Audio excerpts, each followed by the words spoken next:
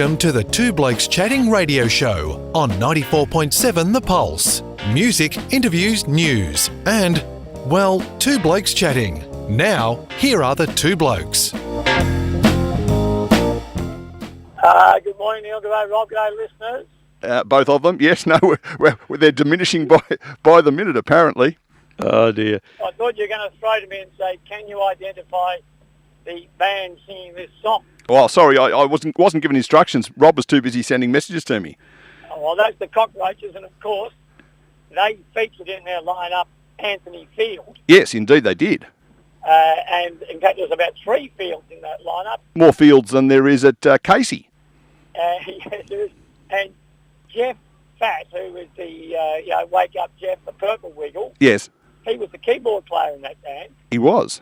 And I actually saw them one night in a room upstairs at the Underground in Melbourne. And they were fantastic. They were just a bit of a phenomenon. They were playing around the pubs and that, and they had a following, a bit like the kids who later followed the Wiggle. Yes. And you know how you get all the kids getting up doing, mashed potato, and doing all the action. Yes. There was this group of fans would watch the Cockroaches, and they would do all the actions dancing in front of them when they were performing in live venues. So you can see how they parlayed that into the... Absolutely. I'm also fascinated by the upstairs area at Underground. Would that not make it ground? Because the upstairs of Underground would surely be like the basement of upstairs, wouldn't it? Unless you had 2 levels underground. Oh, yeah. Don't try and confuse me. I'm trying to drive the car. It is 29 minutes to 10. It's Ian Cover, Coodabeen champion and man about town.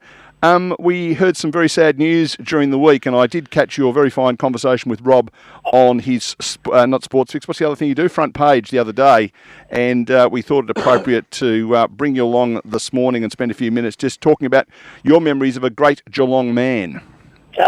Frank Costa, indeed. Yeah, I'm happy to do that. I was just going to say also, by the way, a couple of early show observations. One is, I thought when you were doing all those fish puns that you started to flounder. Thank you very much. And no wonder you're running late. You had 12 people on the...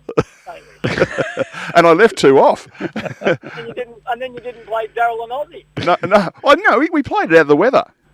Oh, okay. Yeah, that one that we did leave off, and advisedly, I suspect, was Gary Glitter's birthday today. Yeah, good, thank you. Yeah. I might have been changing lanes near Werribee at that stage. And that's, ladies and gentlemen, not a euphemism for anything. No, not at all.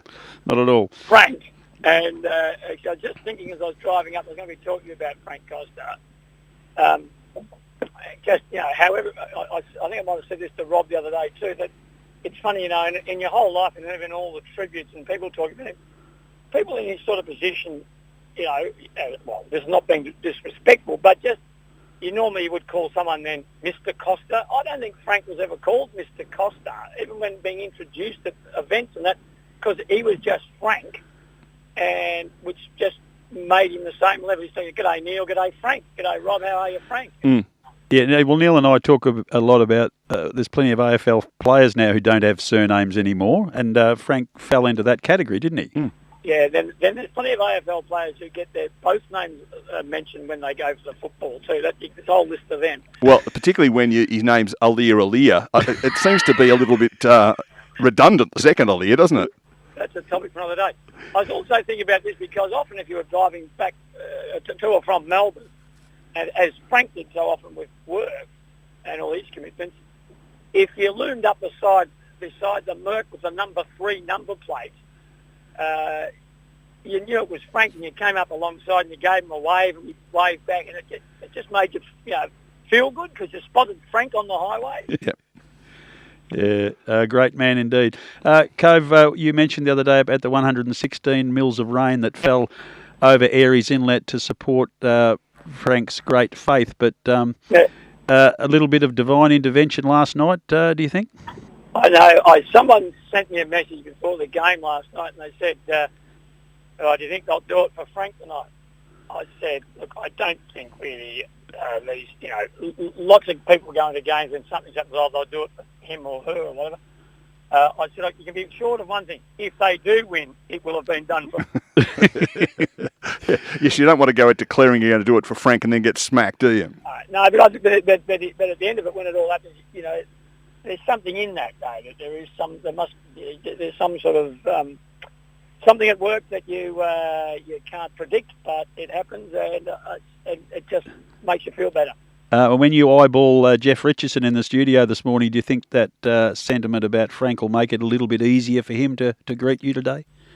Well, I'll tell you something about the Coodabeens. We do very little point scoring against each other for the performances of our respective teams. And Richo, I've got to say, as a fellow who's followed Richmond all his life and seen them win 3 premierships in 4 years, has hardly said a word about it. He's been very, very humble and modest and circumspect. But if he tries to tell me today that they had 3 out injured and we had this many free kicks to the umpires, I might just open up. Do you want us to play the long run for you? Would that be useful? Yeah, I could get on the long run about that. It's interesting because no doubt there's a bit of, Dylan Grimes wasn't playing. Yeah. Wasn't playing. I think there's a bloke called Patrick Dangerfield wasn't playing for Geelong last night too. So. Yeah, it does help indeed. We talked about the legacy of Frank Costa, and I sensed whether you thought the players lifted for him or not, but certainly the leadership group, Joel Selwood at the top of it, have no doubt been seriously influenced by the man, and I reckon he was probably a lot more determined, because that's as good as I've seen him play for a while. Absolutely, and I reckon. Did you read that piece in the paper during the week? Among the other things, where hang on, I'll just pull up here because I've got a space I can come off the speaker. Hang on, stand by. Well, ladies and gentlemen, this is live radio. It's 24 minutes to 10 o'clock on 94.7 The Pulse. Our guest today is Ian Cover, currently car parking in South Melbourne. How did I do? Did I feel okay? I'm in position. It was beautifully done, like a true pro, Neil. Thank you very much. No, I was going to say that Selwood in the tributes earlier in the week revealed how he used to go and visit Frank once a month, I think, and Frank kind of mentored him and said what a huge influence he had been on his life, not just on his football. And I think that was manifested in his play last night. No, yeah. Rob, you're on the money with that one. I thought that was Selwood's attack on the footy last night was fantastic. Yep. Yeah, he was definitely on a mission. He's like that most weeks, but I just sensed his output last night getting back to his halcyon days, and we know that he's probably past them, but there was something a little bit special about his performance last night, as many of the others. But I suppose the other exciting thing for Frank would have enjoyed the Jeremy Cameron show finally really got on track last night, and the instant impact it had on the other two as well, Hawkins and Rowan, because Grimes would have been handy, but there's not too many sides that are going to have 3 defenders that are capable of looking after those 3 if they play like they did last night. And Cameron's presence suddenly changes everything about the forward line, about the way the side plays further up the ground. It changes everything about confidence, approach, all those sort of things. And you think, boy, I know shouldn't be any ifs and buts, but if he'd played the first 5 games, they might be up the top with Melbourne. We might have been able to beat Brisbane by more than 1 kick, and then I wouldn't have to put up with Nick. I was going to say, if he had played in those games, and maybe the umpires gave free kicks in the last 4 seconds of a game, you might be 1 place lower on the ladder. I was staggered when he was interviewed after the game, and he said he hasn't been training during the week. Yeah, that's just. He looked like a jet running around there last night. I reckon Sam Newman was the last Geelong player who would line up Saturday after Saturday without training during the week. Well, he certainly didn't train Tuesday. It's only Thursday, and that was a couple of laps for Sam.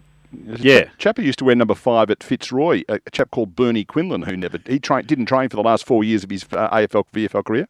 No, all he had to do was just practice those torps 70 metres.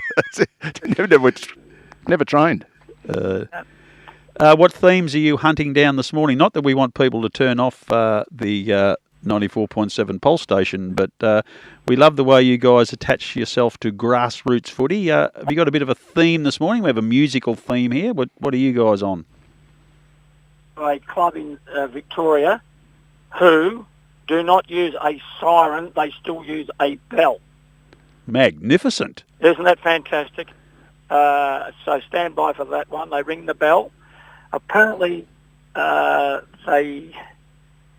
think some years ago, in a final, someone tooted a car horn and they thought it was the siren the game and they lost. They said, we're bringing the bell back. At the end of the day, no one could give a hoot about it anyway. Now, I used to know the man, his name was Ralph Madge, and Ralph was the man who hung out of the scoreboard at Princess Park that day when the siren failed. Oh, yeah. And poor old Ralphie, I don't think he's with us anymore. He would be well close to 90 now. And he lived in a retirement village where I knew someone living, and he was still getting mileage out of that ring the bell the day that I saw him last, when he was about 85. Oh, fantastic. Hey, Rob. Yeah, mate. Got one other one for you today, which might just help shut Neil up with all his Fitzroy talk. We will be talking today. We're starting a new segment called I Was There, and we asked listeners to send us in, something about, I was there at a particular game or whatever. And so we've had a lot to go through. We're finally doing the first one in round 8. About a chap who was there, Neil, on a Tuesday night in 1978 at VFL Park for the final of the Amco Herald Cup. If you want someone to back up the story, I was there. 2 goals, 8 North Melbourne kicked. They were sitting on top. Malcolm Blight kicked the second goal at about the 5-minute mark of the first quarter, and we froze for the rest of the night. But boy, what a night that was! And that's right. In the real comp, the Saturday comp, North were on top, and I think the Lions won the bottom. Yeah, one game or something. They kicked the first 2. You're right on the money with 2-8. Can you give me the Fitzroy score? I reckon it was about 13 goals. Oh, he got the 13. Now go for the points. 14. 18. 13, 18 to 2. Wasn't bad. I was sitting on the wing on the freeway side of the ground, 4 rows back. And I can remember Bernie Quinlan kicked a goal. He picked it up on the halfback flank, bounced it twice and kicked a goal. Who was the best for Fitzroy that night? I think Gary Wilson might have been, off the top of my head. He was certainly the acting captain because he and Graham Campbell were photographed holding the cup. That's right, because the captain of the day... Ron Alexander. Harvey Merrigan was out, is that right? Harvey Merrigan, this would have been Harvey Merrigan. Yeah. And so the best player was playing just his 4th game for Fitzroy, having crossed from Carlton. Robert Walls wearing the number 9. That's correct. And so we're going to have the chap on to tell us about, just like you talking about I was there. He might have been sitting next to you, Neil. It's not my dad, is it?